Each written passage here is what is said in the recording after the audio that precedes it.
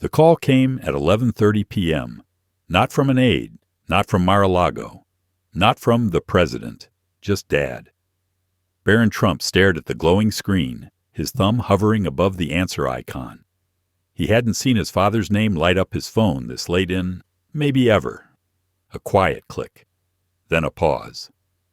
"Hey," Donald's voice said, but it didn't sound like him. Not the man who once commanded stadiums, not the man who stared down networks and world leaders alike. Number. This voice was slower, almost uncertain. "You got a minute?" Barron stood by the tall window of his Manhattan apartment, watching the city hum beneath a blanket of snow. "Yeah, everything okay? Can you meet me somewhere?" A breath. "It's important." Barron felt a flicker in his chest. Not fear exactly, but something older, heavier. "Where?" "You remember that old caretaker's cabin? Up north, in the woods past the park, where we went once when you were a kid." "I remember," Barron said. "Come alone," his father added. "Please." He didn't ask why. He didn't have to. Some part of him already knew this wasn't about politics, deals, or headlines. This was something else. The drive out was quiet. New York faded in the rear view, glass and steel replaced by woods and wind. Barron kept the heater on low, letting the silence fill the cabin. His thoughts wandered. His father didn't call like this. He didn't say please. He didn't sound small. When he finally turned onto the snow-packed road, the trees seemed to close around him like memory itself. Bare branches arched overhead like cathedral bones. The cabin sat where it always had. Half sunk in ivy and shadow, a single warm light glowing from within. He stepped out of the car. Snow crunched beneath his boots. The porch creaked under his weight. Barron knocked once. The door opened slowly. No Secret Service, no aides. Just Donald Trump, older, softer somehow, wearing a dark sweater with the sleeves pushed back, his hair slightly undone, his eyes tired. He stepped aside. "Come in." Inside, the smell of cedar and firewood filled the space. The crackle of flame was the only sound. There was no television, no phones, no newsfeed blaring the hour's scandal, just a wooden box. It sat on the small table by the fireplace, scuffed with age. Beside it, a cassette recorder, dusty but intact, like it had been waiting. Barron stood still, taking it all in. His father didn't speak. He just gestured to the chair across from him. "I didn't know who else to call," he said quietly, eyes fixed not on Barron, but on the box. Barron sat down. His heart beat a little faster, though he didn't show it. "What is this?" Donald ran a hand over the box lid. Slowly, reverently. "It was sent to me, over 20 years ago, from someone you don't remember." A pause. "Freddy." Barron blinked. "Your brother?" Donald nodded. "Your uncle. My older brother." The words didn't land like a title. They landed like regret. "You probably don't know much about him," Donald said, voice low. "Most people don't. That was intentional." Barron waited, quiet, steady. "I buried his name," Donald continued, "in the press, in the family, in my own mind." "Why?" Barron asked. Donald stared at the fire. "Because remembering him meant remembering what I did, or didn't do. And back then, all I knew how to do was win. Keep moving. Keep building. Don't look back." He tapped the box once. But he never wanted any of that. He wanted to fly, planes, freedom, not towers. Barron listened, not just with his ears, but with the stillness passed down through generations. That slow Trump patience that knew when to wait for the truth to rise. "He sent this to me right as I was starting to rise, before the magazine covers, before the debates, before the White House." Donald smiled, but it was laced with ache. "I never opened it." "Why not?" Donald looked at his son, really looked, and for a flicker, Barron saw it. The man beneath the brand. "Because I knew whatever was in that box, It would change everything. The fire snapped. Shadows danced across the wooden walls. I told myself I was too busy, too focused, that it could wait, Donald said. But the truth is, I was scared. Scared to hear his voice again. Scared it might say something I couldn't argue with. He turned, slow and deliberate, and placed his hand on the cassette recorder. His fingers hesitated, then pressed play. A soft static crackled to life. Then a voice.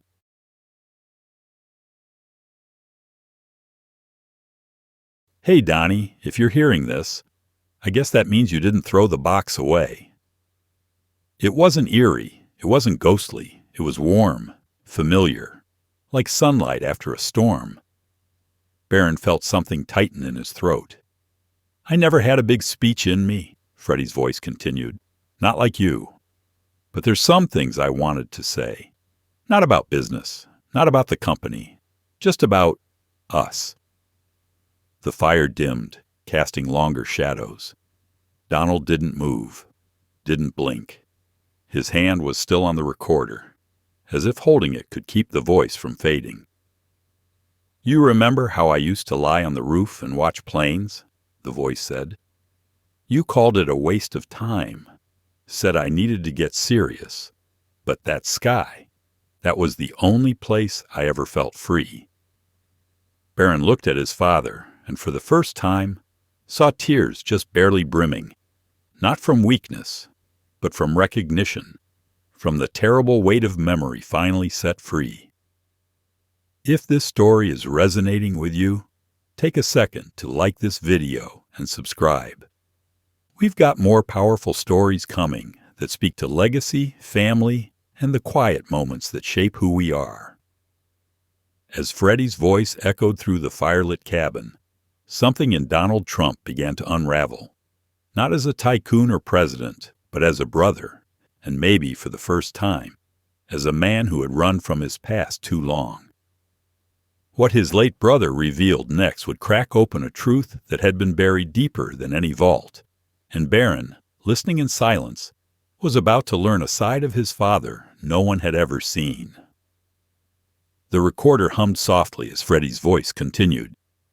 You always had the spotlight, Donnie, even when we were kids. You could walk into a room and everyone would stop talking. Dad saw that in you, said you had the look, the sound, the name. But me, I think he never quite knew what to do with me. Donald leaned forward, elbows on his knees, hands clasped tightly. The firelight cast flickering shadows along the hard lines of his face. But in that moment, those lines softened, creased not from power, but from something more fragile. Guilt, regret, grief. He used to say I was wasting time. Flying planes, Freddy's voice said, laced with a tired fondness. But I wasn't trying to waste anything. I was trying to find something that made me feel real.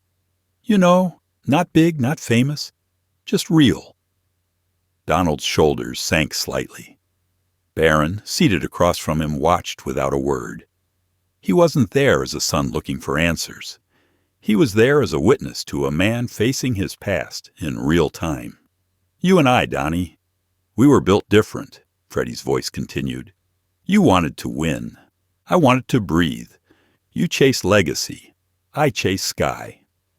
Barron's eyes drifted to the box on the table. What had once been just a curious relic now felt like something sacred, like it had held not just a voice, but a reckoning. Then came the pause, and with it, a shift. I'm not blaming you, Freddy said quietly. Not for choosing the road you did. You were always good at it. Better than me. But I do blame you for one thing. Donald inhaled sharply, but said nothing. You forgot how to listen. The words hung in the air like smoke. You used to hear me, before all of it, before the suits and the deals and the gold letters. You used to sit with me on the roof, remember? When we'd sneak beers and talk about flying cars and stupid ideas we knew wouldn't work. A chuckle from the tape. Software, nostalgic. I'd trade every failed business, Every flight lesson I screwed up. Just to sit on that roof again with you, not saying much. Just being there. Being brothers." Donald closed his eyes. The fire cracked again, but now it sounded different. Less like comfort, more like memory burning its way back through time. "And if you're listening now," Freddy said, voice gentler than ever, "then maybe, just maybe, you're ready to hear something I've been holding in for a long time." Donald's hand moved to his chest, slow, as if he was suddenly aware of his own heartbeat. "Donnie," Freddy said, "you don't have to keep being the man Dad expected you to be. You don't have to outrun him anymore. And you sure as hell don't have to build everything out of stone and silence." There was a pause, a breath. Just be someone your son can talk to, not someone he has to perform for. Barron's throat tightened. He hadn't expected that, but somehow he'd needed it too. Donald's gaze met his son's. For a moment, neither of them spoke. It was as if Freddy had reached through the years and leveled the ground between them. Then, with a whisper of tape static, the voice spoke one last time. "I'm proud of you, Donnie, even if you never opened this, even if you never listened. But if you're hearing it now, maybe you're finally free." Click. The recorder stopped. Silence returned, not empty, but reverent. Barron looked at his father. "You never opened it. All these years." Donald nodded slowly. "Because I thought legacy meant noise, headlines, deals, the next big thing." He picked up the wooden box, tracing its edges with careful fingers. But Freddy knew legacy wasn't about what you leave behind. His voice trembled. "It's about who remembers you when the noise is gone." Barron stood and walked to the window, the frost blurring the woods beyond. "So what now?" Donald looked at the fire, then at the old box, then back to his son. He didn't answer. He just rose to his feet, crossed the room, and opened the box. Inside, a letter, a photo, and a hand-drawn map. And with it, the path to a place that would change everything. The letter was folded carefully, its corners worn with age. The handwriting was unmistakably Freddy's, looping, strong, but with a gentleness that made it feel less like a message and more like a touch. Donald unfolded it in silence, his hand steady, but his breath uneven. Barron stood nearby, letting the moment belong to his father. "Donnie, if you're reading this, it means something finally broke through. Maybe the noise stopped long enough for you to hear again. I hope it didn't take too long." Donald read aloud, but softly, like the words might fall apart if spoken too loudly. "This isn't a guilt trip. I don't want anything from you. I just want you to go to the place marked on the map I've included. That's all." He looked down at the folded parchment in the box. The map, drawn by hand. A small field circled near the edge of a wooded area labeled only, "The Airstrip." "You'll know it when you get there," the letter said. "That place, it's not just where I dreamed. It's where I stopped pretending." Donald's voice caught in his throat. "I never knew he kept that spot," he said. "You talked about it?" Barron asked. Donald nodded. "Once, maybe twice, but I didn't listen." He held the map between them. "I want to go there." Barron met his eyes. "Then let's go." They didn't speak much on the drive. There was no need. The snow-covered woods stretched for miles, the sky a wide, pale blue smeared with gray. The hum of the road beneath them felt like something ancient stirring from sleep. Donald drove. No driver, no SUV convoy. Just him, behind the wheel of an aging pickup, its heater rattling against the cold. Barron sat beside him, a quiet presence. The farther they went, the narrower the road became. Trees leaned in, brushing against the windows like old ghosts. The GPS stopped offering directions about 5 miles back. "I still remember," Donald murmured. And he did. When they reached the clearing, there was no sign, no fence, just a break in the trees and a wide frost-bitten field beyond. They parked at the edge. Barron stepped out first, boots crunching against the frozen grass. The air was sharp and still. There was something almost holy about it. They walked in silence, their footprints the only sound. At the far end of the clearing, rusted poles jutted from the earth, remnants of something long forgotten, a child's dream, a brother's retreat. "This was it," Donald whispered. He crouched down near one of the poles and began pulling away brush and frozen soil with his bare hands. "Dad thought this was a waste of time," he said. "Said Freddy was soft. Said flying was for fools." The frost broke beneath his fingers. He dug deeper. And I believed him. Then, a dull thud. Metal. He pried open the earth and pulled out a small tin box, dented, rusting at the corners. He opened it. Inside, a photograph and a wooden plane. The photo showed two boys, Freddy and Donald, maybe 12 and 10, standing in this very field, sunlight on their faces, smiles wide. Their father, Fred Trump, stood behind them, one hand on each of their shoulders. The wooden plane lay beside it, paint chipped, but its shape still whole. Handmade, clearly loved. Donald held it in both hands, his voice raw. "He made this for us. Said it was ours. I told him it was stupid." Barron knelt beside him, and he just smiled. Said, "Guess it wasn't built for you." Donald's grip tightened on the plane. "I didn't know what he meant then, but I do now."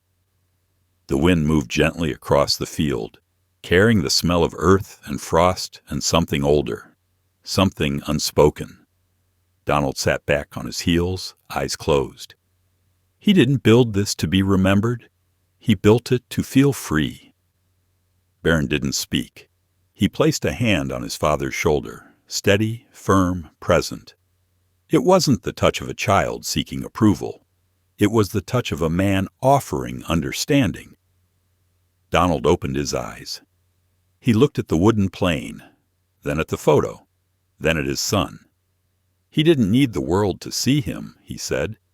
He just needed me to. "And now?" Barron asked. Donald looked up at the pale sky. "I think it's time I stop building towers and start building moments."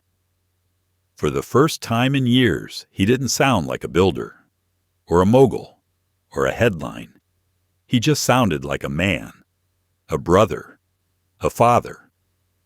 The days that followed felt different, not because something dramatic had changed in the world, but because something small had shifted inside it. Something long frozen had begun to thaw. Back at Barron's apartment, the wooden box now sat on a shelf above his desk. Not hidden, not displayed like a trophy, just there. A quiet reminder of something older than politics, bigger than ambition, something human. Donald hadn't said much since that day in the field. But when he did speak, it wasn't to command. It was to listen. He lingered at the breakfast table longer, asked fewer questions with answers already in mind, watched his son, not like a project to shape, but like a person to know. On the third morning, Barron opened his door to find something resting outside, the box, and inside a letter, written in Donald Trump's own handwriting, unmistakable, bold, all caps, but this time, careful. He unfolded it slowly. "You are the choice I never dared to make."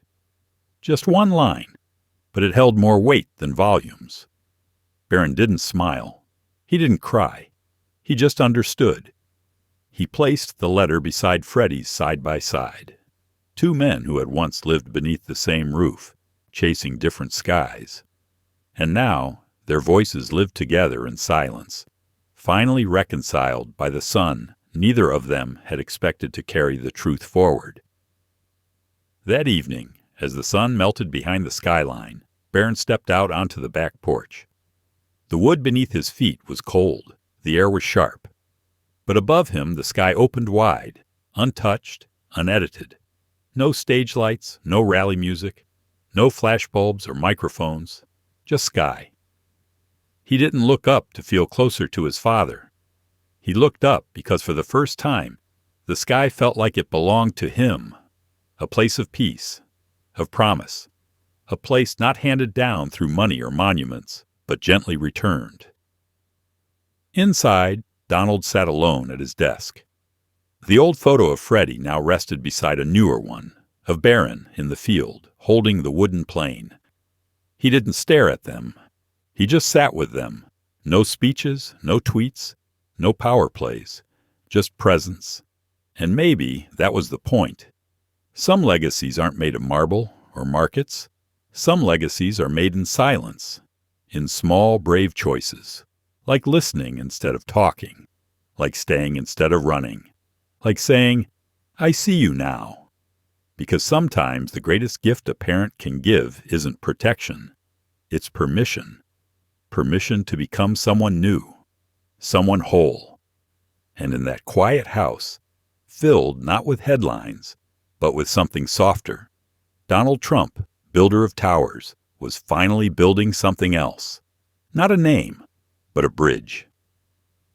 Weeks later, a small parcel arrived at Barron's apartment. No return address. Inside, a weathered photo of Freddy standing by a model plane. And on the back, in fading pen, "To those who dream in silence, may you always find your sky." Barron placed it on the shelf beside the wooden box, then turned back to his desk. The window was open. The air was cool. And somewhere, above the city, the sky stretched on. Quiet, endless, waiting. Have you ever held back your truth, afraid your parents or children might not understand? You're not alone. Someone out there may need the story you're carrying. Share it in the comments, and let's create a space where honesty becomes healing. And if this story moved you, even just a little, please like, share, and subscribe to our channel, where we bring you stories about the strong-minded and quiet who change the world forever.